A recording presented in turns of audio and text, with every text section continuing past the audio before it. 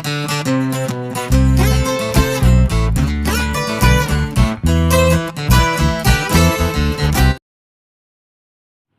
అండి, నమస్తే. ఇవాళ పచ్చి శనగపప్పుతోటి వడలండి. కొంతమంది పిల్లలు ఇప్పుడు చికెన్ తింటలేదు కదా, నాన్ వెజ్ అనేది తినని పిల్లలకి ఇలా వడలు వేసి పెట్టండి. మనకి చికెన్లో ఉన్న ప్రోటీన్స్ దీంట్లో ఉంటాయండి. ఇవి పచ్చి శనగలు నల్లవి ఎర్రవి ఉంటాయి కదండి, వాటిని బేళ్ళగా చేసేసి వాటిని నానబెట్టేసి 2 అవర్స్ దాంట్లో అల్లము, పచ్చిమిరపకాయ, జీలకర్ర, సాల్ట్ వేసేసి మనకి కచ్చా పచ్చాగా పేస్ట్ లాగా చేసుకోవాలండి. తర్వాత దాన్ని మనకి వడల్లాగా వేసుకొని దేన్నైనా వేరుశనగపప్పు చట్నీ కానీ, కారం కానీ ఏదైనా కాంబినేషన్ బాగుంటుందండి.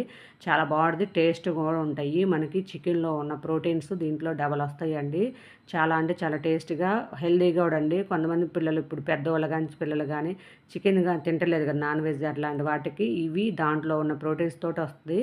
చాలా బలంగా ఉంటుంది. వేడివేడిగా వేసి పెడితే చాలా బాగుంటాయండి. ఇవి శనగలు బ్యాళ్ళతోటి. ఓకే ఫ్రెండ్స్, ఈ వీడియో నచ్చితే లైక్ చేయండి.